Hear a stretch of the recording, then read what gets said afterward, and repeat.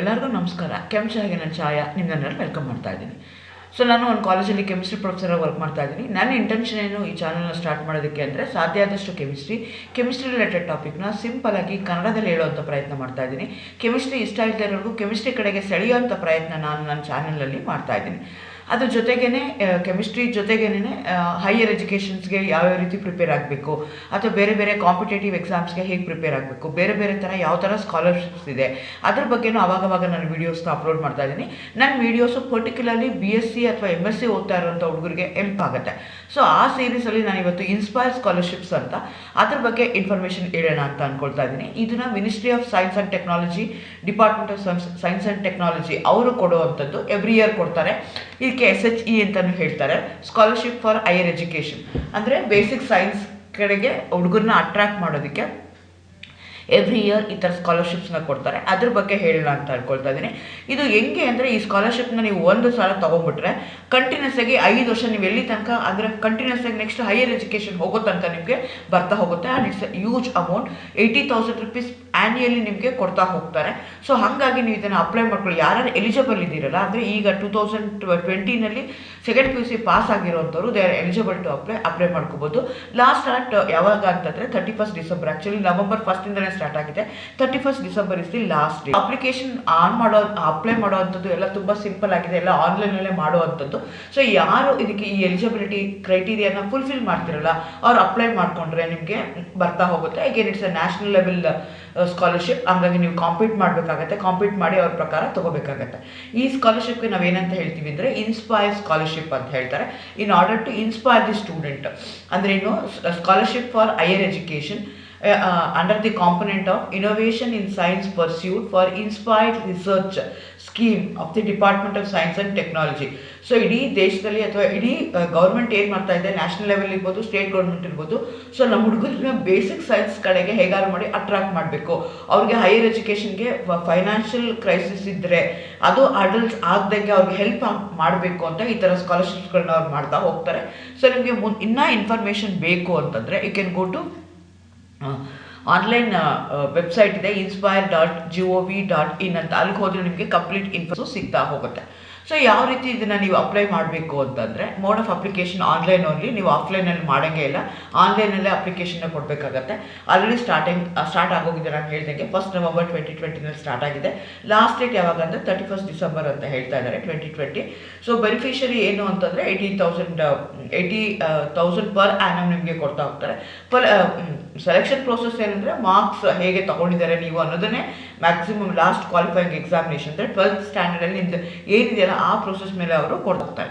So usually ಎಷ್ಟು scholarships ಕೊಡ್ತಾರೆ ಅಂದರೆ 10,000 ಸ್ಟೂಡೆಂಟ್ಸ್ಗೆ ಡೈರೆಕ್ಟ್ ಮೋಡಲ್ಲಿ ಸ್ಕಾಲರ್ಶಿಪ್ಸ್ನ ಕೊಡ್ತಾ ಹೋಗ್ತಾರೆ. ಪರ್ ಸ್ಟೂಡೆಂಟ್ 80,000 ಕೊಡ್ತಾ ಹೋಗ್ತಾರೆ. ಸೊ ಹಂಗೆ ಇಡೀ ಇಂಡಿಯಾದಲ್ಲಿ ಅವ್ರು 10,000 ಸ್ಕಾಲರ್ಶಿಪ್ಸ್ನ ಅವರು ಕೊಡ್ತಾ ಹೋಗ್ತಾರೆ. ಹಾಗಾದರೆ ಸ್ಕಾಲರ್ಶಿಪ್ ಅಪ್ಲೈ ಮಾಡಬೇಕು ಅಂತಂದರೆ ಏನು ಅಂದರೆ 12th ಸ್ಟ್ಯಾಂಡರ್ಡಲ್ಲಿ ಅಂದರೆ CBSE ಇರ್ಬೋದು, ICSE ಆಗಿರ್ಬೋದು, ಸ್ಟೇಟ್ ಬೋರ್ಡ್ ಆಗಿರ್ಬೋದು, ಅಥವಾ ನಿಮಗೆ PUCನಲ್ಲಿ ಅಂತ ಏನು ಹೇಳ್ತಿರಲ್ಲ ಆ PUC 2020ನಲ್ಲಿ ನೀವು ಪಾಸ್ ಆಗಿರಬೇಕು. ಆಮೇಲೆ ಜೊತೆಗೆ ಅವ್ರು ಏನು ಮಾಡಿದ್ದಾರೆ ಅಂತಂದರೆ ಅದು ಒಂದು ಕಂಡೀಷನ್. ಎರಡನೇದು, you should be get admitted to any one of the BSc courses. BSc ಇರ್ಬೋದು, BSc ಆನರ್ಸ್ ಇರ್ಬೋದು, 4 years BSc ಇರ್ಬೋದು, 5 years integrated MSc MS programme ಇರ್ಬೋದು. ಅವರು recognised colleges, university and institutions ಇಂಡಿಯಾದಲ್ಲಿ ಅಡ್ಮಿಷನ್ ಆಗಿದ್ರೆ you are eligible to apply. ಎರಡೇ condition. ಒಂದು condition ನೀವು ಸೆಕೆಂಡ್ PUCನ 2020ನಲ್ಲಿ ಪಾಸ್ ಆಗಿರಬೇಕು. ಎರಡನೇದು, ಈಗ ನೀವು ಫಸ್ಟ್ ಇಯರ್ BScಗೆ ಅಡ್ಮಿಷನ್ ಆಗಿರಬೇಕು, ಅಥವಾ ಫಸ್ಟ್ ಇಯರ್ ಇಂಟಿಗ್ರೇಟೆಡ್ MScಗೆ ನೀವು ಅಡ್ಮಿಷನ್ ಆಗಿರಬೇಕು. ಸೊ ಅವರು ಅಂತ ಅವರು ಹೇಳ್ತಾ ಹೋಗ್ತಾರೆ. ಸೊ ಹೇಗೆ ಕೊಡ್ತಾರೆ ಅಂತಂದರೆ 80,000 rupees ಪರ್ ಆ್ಯನ್ಯಲ್ ಕೊಡ್ತಾ ಹೋಗ್ತಾರೆ. ಅದರಲ್ಲಿ 60,000 rupees ಎಲ್ಲರಿಗೂ ಕೊಡ್ತಾರೆ, ಯಾರು ಸೆಲೆಕ್ಟ್ ಆಗ್ತಾರೋ ಅವ್ರಿಗೆಲ್ಲ ಕೊಡ್ತಾರೆ. ಜೊತೆಗೆ 20,000 rupees ಸಮ್ಮರ್ ಫೆಲೋಶಿಪ್ಸ್ಗಳಿರ್ತವೆ, ಅವ್ರಿಗೆ ಅವಾಗ ಅಪ್ಲೈ ಮಾಡ್ಕೊಂಡು ನೀವು ಅಲ್ಲಿಗೆ ತೊಗೋಬೋದು. ಅಲ್ಲಿ 20,000 rupees ನಿಮಗೆ ಕೊಡ್ತಾ ಹೋಗ್ತಾರೆ. ಹೇಗೇನು ಈ ಸಮ್ಮರ್ ಫೆಲೋಶಿಪ್ ಏನಾಗಿದೆ ಅಂತಂದರೆ ಅದು ಬೇರೆ ಬೇರೆ ಅಕಾಡೆಮಿಗಳು ಮಾಡ್ತಾ ಹೋಗ್ತಾರೆ. They going to sponsor for this. So ಅದಕ್ಕೆ ನೀವು ಡೈರೆಕ್ಟಾಗಿ IITಗಳಿಗೆ ಅಪ್ಲೈ ಮಾಡ್ಕೋಬೋದು. ಆ್ಯಕ್ಚುಲಿ ನಾನು ಇದಕ್ಕಿಂತ ಮುಂಚೆ ಒಂದು ವಿಡಿಯೋನ ಅಪ್ಲೋಡ್ ಮಾಡಿದ್ದೆ, ಅದು ರಿಲೇಟೆಡ್ ಟು ಸಮ್ಮರ್ ಫೆಲೋಶಿಪ್ ಇತ್ತು. Actually 31st November last date ಆಗೋಯಿತು. ಸೊ ಸುಮಾರು ನಮ್ಮ ಹುಡುಗರು ನನ್ನ ಅಪ್ಲೈ ಮಾಡಿದ್ರೆ ನಾನು ಅದನ್ನು ವಿಡಿಯೋ ಮಾಡಿದ್ಮೇಲೆ ಅಪ್ಲೈ ಮಾಡಿದ್ರು. So it was very simple. ಸಿಗುತ್ತೋ ಬಿಡುತ್ತೋ ಅಟ್ಲೀಸ್ಟ್ ನಮಗೆ ಈ ಥರ ಸ್ಕೀಮ್ಸ್ಗಳಿದೆ ಅಂತ ನಮ್ಮ ಹುಡುಗರಿಗೆ ಗೊತ್ತಿರಲ್ಲ, ಟೀಚರ್ಸ್ಗಳಿಗೂ ಗೊತ್ತಿರಲ್ಲ. So as A teacher it's hour duty ಏನೇನಿದೆ ಅಂತ ನಾವು ಹುಡುಗರಿಗೆ ಹೇಳಬೇಕು. ಯಾರು ಎಲಿಜಿಬಲ್ ಇರ್ತಾರೋ ಅವ್ರು ಅಪ್ಲೈ ಮಾಡ್ಕೊಂಡು ಅದನ್ನು benefit. The government is doing lot of things. ಆದರೆ ನಾವು ನಮ್ಮ ಹುಡುಗರಿಗೆ ಅದನ್ನು ನಾವು ಹೇಳ್ಕೊಟ್ಟಿರೋ ಅಥವಾ ನಮಗೆ ಗೊತ್ತಿಲ್ಲ ಅಂದರೆ ನಾವು ಹುಡುಗರಿಗೆ ಹೇಳೋಕ್ಕಾಗಲ್ಲ. ಸೊ ನಾವೇನು ಮಾಡ್ತಾ ಇರಬೇಕು, ಈ ಥರದನ್ನು ನೋಡ್ತಾ ಇರಬೇಕು. ನಮಗೆ ಗೊತ್ತಾಗಿದ ತಕ್ಷಣ ಅದನ್ನ ಏನು ಮಾಡಬೇಕು, we should spread that to the community, student ಕಮ್ಯುನಿಟಿಗೆ ಅದನ್ನು ನಾವು ಹೇಳ್ತಾ ಹೋಗಬೇಕು. ಡ್ಯೂರೇಷನ್ ಆಫ್ ದಿ ಸಪೋರ್ಟ್ ನೀವೇನಾದ್ರು ಸೆಲೆಕ್ಟ್ ಆಗಿಬಿಟ್ರಿ, ಫಸ್ಟ್ ಇಯರಲ್ಲಿ ಸೆಲೆಕ್ಟ್ ಆಗಿರಿ ಅಂತಂದರೆ ಕಂಟಿನ್ಯೂಸ್ ಆಗಿ ನಿಮಗೆ 5 ವರ್ಷ ಅದನ್ನು ಕೊಡ್ತಾ ಹೋಗ್ತಾರೆ. ಹಂಗಂತ ಒಂದ್ಸಲ ಸಿಕ್ಕಿದ ತಕ್ಷಣ ಕೊಡ್ತಾರೆ ಅಂತಲ್ಲ, ಬಟ್ ಅವ್ರದ್ದು ಮತ್ತೆ ನೆಕ್ಸ್ಟ್ ಆಗಬೇಕು ಅಂತಂದರೆ ಎಷ್ಟೋ ಒಂದು ಪರ್ಫಾರ್ಮೆನ್ಸ್ ನೀವು ಅದನ್ನು ಮಾಡಿರ್ಬೇಕು. ಫೇಲ್ ಆಗಿಬಿಟ್ರಿ, ಇನ್ನೊಂದು ಆಯಿತು ಅಂದರೆ ಮಾಡೋಕ್ಕಾಗಲ್ಲ. ಅವ್ರು ಏನೋ ಒಂದು ಸೆಟ್ ಮಾಡಿರ್ತಾರೆ. ಸೊ ಅಷ್ಟು ನೀವು ಫುಲ್ಫಿಲ್ ಮಾಡಿದ್ರೆ ನಿಮ್ಗೆ ಏನಾಗ್ತಾ ಹೋಗುತ್ತೆ ಅಂದರೆ ಕಂಟಿನ್ಯೂಸ್ ಆಗಿ 5 ವರ್ಷ ಕೊಡ್ತಾ ಹೋಗ್ತಾರೆ. ಈಗ ಫಸ್ಟ್ ಇಯರ್ ನೀವು BSc ತೊಗೊಂಡ್ರಿ ಅಂದರೆ ನೀವು MSc ಮುಗಿಸೋ ತನಕ, BSc 3 ವರ್ಷ, MSc 2 ವರ್ಷ ಅಲ್ಲಿ ತನಕ ಇರುತ್ತೆ. ಅಥವಾ ಇಂಟಿಗ್ರೇಟೆಡ್ PhD ಸೇರಿಕೊಂಡ್ರೆ MSc 2 ವರ್ಷ ಮತ್ತು PhD 3 ವರ್ಷ. ಸೊ ಹಂಗೆ ಕಂಟಿನ್ಯೂಸ್ ಆಗಿ ನಿಮ್ಗೆ ಏನಾಗ್ತಾ ಹೋಗುತ್ತೆ ಅಂದರೆ 5 ವರ್ಷ ಕೊಡ್ತಾ ಹೋಗ್ತಾರೆ. ಬಟ್ ನೀವು ಇಂದಿನ ಎಕ್ಸಾಮಲ್ಲಿ ಚೆನ್ನಾಗಿ ಮಾರ್ಕ್ಸ್ ತೊಗೊಂಡಿರಬೇಕು. ಆವಾಗ ಆ ಪರ್ಫಾರ್ಮೆನ್ಸ್ ಹೇಗೆ ಮಾಡಿರ್ತೀರ ಅನ್ನೋ ಬೇಸಿಸ್ ಮೇಲೆ ಅವರು ನಿಮಗೆ ಕೊಡ್ತಾರೆ. ಹಾಗಾದರೆ ಎಲಿಜಿಬಿಲಿಟಿ ನಾನು ಹೇಳಿದಂಗೆ ಬೇರೆ ಬೇರೆ eligibility criteria, because it's a national level competition. ನೀವು ಸೆಲೆಕ್ಟ್ ಆಗಬೇಕು ಈ ಸ್ಕಾಲರ್ಶಿಪ್ಗೆ ಅಂತಂದರೆ ನೀವು compete with national level students ಜೊತೆಗೆ ಕಾಂಪೀಟ್ ಮಾಡಬೇಕಾಗತ್ತೆ. ಸೊ 2020 ನೆನ್ಪಿಟ್ಕೋಬೇಕು, 2020 ಕ್ಲಾಸ್ 12 CBSE ಇರ್ಬೋದು, ICSE ಇರ್ಬೋದು, ಸ್ಟೇಟ್ ಆಗಿರ್ಬೋದು, ಅವರು ಪಾಸ್ ಮಾಡ್ಕೋಬೇಕು. ಅದಕ್ಕೆ ಮ್ಯಾಮ್ ಕಟ್ ಆಫ್ ಎಷ್ಟೆಷ್ಟು ಇರಬೇಕು, ಒಂದೊಂದು ಸ್ಟೇಟ್ಗೆ ಒಂದೊಂದು ಕಟ್ ಆಫ್ ಅಂತ ಹೇಳ್ತಾರೆ. ನಮ್ದು ಕರ್ನಾಟಕಗೆ ಎಷ್ಟಿರಬೇಕು ಅಂದರೆ 92.17 ಆ ಪರ್ಸೆಂಟೇಜ್ ಮೇಲಿರುವಂಥವ್ರು ಅವ್ರು ಎಲ್ಲರೂ ಎಲಿಜಿಬಲ್ ಟು ಅಪ್ಲೈ. 92.17 ಅದು ಆ್ಯಕ್ಚುಲಿ 2019 ಇದೆ, ಬಟ್ ನಾವು ಆ ಬೇಸಿಸ್ ಮೇಲೆ ಹೇಳ್ತಾರೆ. ಸೊ ಅದ್ರ ಮೇಲೆ ಯಾರು ಇದ್ದಾರಲ್ಲ they are eligible to apply. ಮತ್ತೊಂದು ಸಲ ಹೇಳ್ತೀನಿ, 2020 ಸೆಕೆಂಡ್ PUCನಲ್ಲಿ 92.17% ತೊಗೊಂಡಿರುವಂಥ ಕರ್ನಾಟಕ ಸ್ಟೇಟ್ ಹುಡುಗರು ನೀವೇನು ಮಾಡಬೇಕು, ಕರ್ನಾಟಕ ಸ್ಟೇಟ್ ಹುಡುಗರು ಜೊತೆಗೆ ನೀವು ಈಗ BScಗೆ ಏನಾದರೂ ಅಡ್ಮಿಷನ್ ಆಗಿದ್ದರೆ they're eligible to apply. So ಅದನ್ನು ನೀವು ನೆನ್ಪಿಟ್ಕೋಬೇಕಾಗತ್ತೆ. ಮತ್ತು ನಿಮ್ಗೆ ಏನಾದರೂ ಫರ್ದರ್ ಇನ್ಫಾರ್ಮೇಷನ್ ಬೇಕು ಅಂದರೆ online.inspire.gov.in ಹೋದರೆ ನಿಮಗೆ ಕಂಪ್ಲೀಟು ಬರ್ತಾ ಹೋಗುತ್ತೆ. ಎರಡನೇದು ಏನು ಅಂದರೆ ಸ್ಟಿಪ್ಯುಲೇಟೆಡ್ ಕಟ್ ಆಫ್ಸ್ ಇರಬೇಕು. ಆ ಬೇಸಿಸ್ ಮೇಲೆ ನೀವು ಅಪ್ಲೈ ಮಾಡ್ಕೋಬೋದು. ಇಲ್ಲ ಅಂತಂದರೆ ನೀವು ನ್ಯಾಷನಲ್ ಲೆವೆಲ್ ಕಾಂಪಿಟೇಟಿವ್ ಎಕ್ಸಾಮ್ಸ್ ಯಾವ್ದಾದ್ರು ಮಾಡ್ಕೊಂಡಿದ್ರೆ, JEE ಮೈನ್ಸಲ್ಲಿ 10,000 ರ್ಯಾಂಕ್ ಒಳಗಡೆ ಇದ್ದರೆ, JEE ಅಡ್ವಾನ್ಸಲ್ಲಿ 10,000 ರ್ಯಾಂಕ್ ಒಳಗಡೆ ಇದ್ದರೆ, ನೆಕ್ಸ್ಟು AIPMT ಅಥವಾ ನೀಟ್ ಮೆಡಿಕಲ್ 10,000 ರ್ಯಾಂಕಲ್ಲಿ ಇದ್ದರೆ, ಆ ಇದ್ದೂ ನೀವೇನಾದರೂ BScಗೆ ಅಡ್ಮಿಷನ್ ಆಗಿದ್ರೆ you are eligible to apply. So that extra credit you are going to have to apply. ಈ ಥರ ಬೇರೆ ಬೇರೆ ಸ್ಕಾಲರ್ಶಿಪ್ಸ್ನ ಕೊಡ್ತಾ ಹೋಗ್ತಾರೆ. KVPY ಅಂತ ಹೇಳ್ತೀವಿ, ಕಿಶೋರ್ ವಿಜ್ಞಾನ್ ಪೋಷಣ್ ಯೋಜನಾ ಅಂತ. ಅದಕ್ಕೆ ನೀವೇನಾದ್ರು ಸೆಲೆಕ್ಟ್ ಆಗಿದ್ರೆ ಅವರು ಅಪ್ಲೈ ಮಾಡ್ಕೋಬೋದು. ಅಥವಾ national talent search examination NTSC scholars ಅಂತ ಹೇಳ್ತಾರೆ, ಅವ್ರು ಅಪ್ಲೈ ಮಾಡ್ಕೋಬೋದು. ಅಥವಾ ನಮ್ಮ ಎವ್ರಿ ಇಯರ್ ಏನು ಮಾಡ್ತಾರೆ, ಒಲಿಂಪಿಯಾಡ್ಗಳನ್ನ ಮಾಡ್ತಾರೆ. ಇದು Jagadish Bose national science talent search scholars ಇರುತ್ತೆ. ಅದೆಲ್ಲ ನೀವೇನಾದರೂ ಕ್ವಾಲಿಫೈ ಆಗಿದ್ದರೆ that's an extra credit along with your second PUC marks card. ನನಗೆ ಇದು ಆಗಿದೆ ಅಂತ ಹೇಳಿದ್ರೆ ನಿಮ್ಮನ್ನ ಸೆಲೆಕ್ಷನ್ ಮಾಡ್ಕೊಳ್ಳೋದಕ್ಕೆ, ಈ ಸ್ಕಾಲರ್ಶಿಪ್ಗೆ ಸೆಲೆಕ್ಷನ್ ಮಾಡ್ಕೊಳ್ಳೋ ಈಸಿ ಆಗುತ್ತೆ. ಅದೇ ಥರ eligible candidates must be already enrol to the valid regular degree course. Eligibility ಏನು ಅಂದರೆ, ಒಂದು ನಿಮಗೆ ಸೆಕೆಂಡ್ PUCನಲ್ಲಿ ಸ್ಟೇಟ್ ವೈಸು ಕಟ್ ಆಫ್ ಏನಿದೆಯಲ್ಲ ಅದನ್ನ ಈಗ 92.17 ಅಂತ ಹೇಳಿದೆ ಕರ್ನಾಟಕ ಹುಡುಗರಿಗೆ, ಅಷ್ಟು ಇರಬೇಕಾಗತ್ತೆ. ಆಮೇಲೆ ಯಾವ್ದಾದ್ರು ಒಂದು ರೆಕಗ್ನೈಸ್ಡ್ ಯೂನಿವರ್ಸಿಟಿ ಅಥವಾ ಕಾಲೇಜಸ್ ಆಫ್ ದಿ ಕಂಟ್ರಿ ನೀವು ಅಡ್ಮಿಷನ್ ತೊಗೊಂಡಿರ್ಬೇಕಾಗತ್ತೆ for BSc. This scholarships only for the BSc student in order to motivate the student to come towards to attract towards the basic science ಕಡೆಗೆ ಎಳೆಯೋದಕ್ಕೋಸ್ಕರ ಇದನ್ನು ಮಾಡ್ತಾ ಇರೋವಂಥದ್ದು.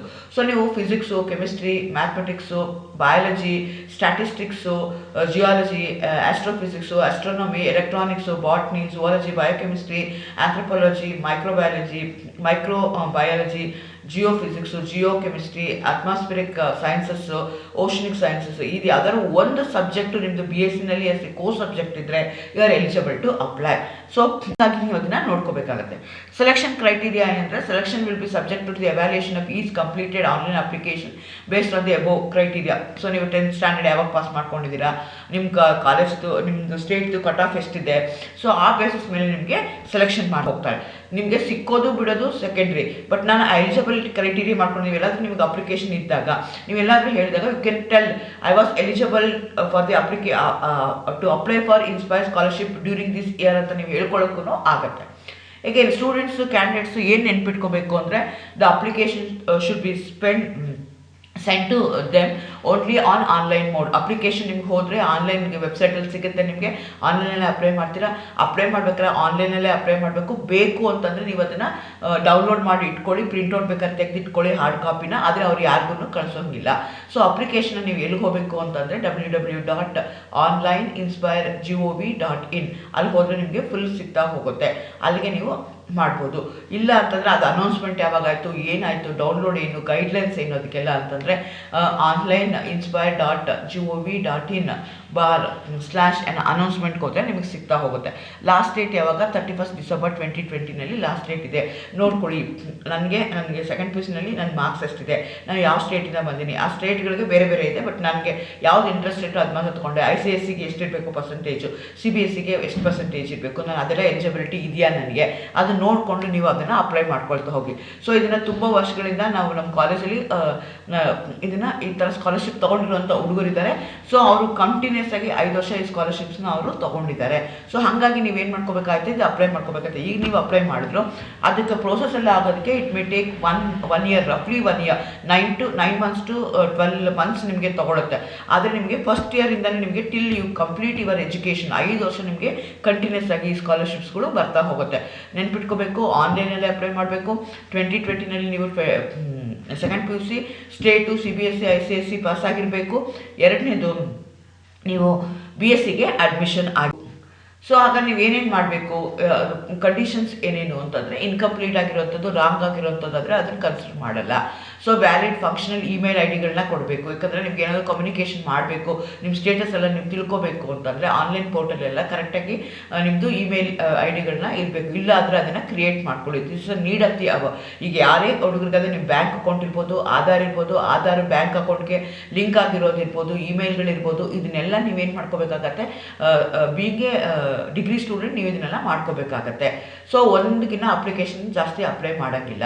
So ಅಥವಾ ನಿಮಗೆ ಲೀಗಲ್ ಪ್ರೊಸೀಡಿಂಗ್ಸ್ ಏನಾದರೂ ಬೇಕು ಅಂತಂದರೆ ಸೊ ಅದನ್ನು ನೀವೇನು ಮಾಡಬೇಕಾಗುತ್ತೆ, dispute rising out of this advertisement or application Delhi court, tribunals, Delhi ಕೋರ್ಟ್ಸ್ಗೆಲ್ಲ ನೀವು ಹೋಗಬೇಕಾಗುತ್ತೆ. ಬಿಕಾಸ್ ನಾನು ಹೇಳಿದಾಗೆ ಇದು ನ್ಯಾಷನಲ್ ಲೆವೆಲ್ಲು.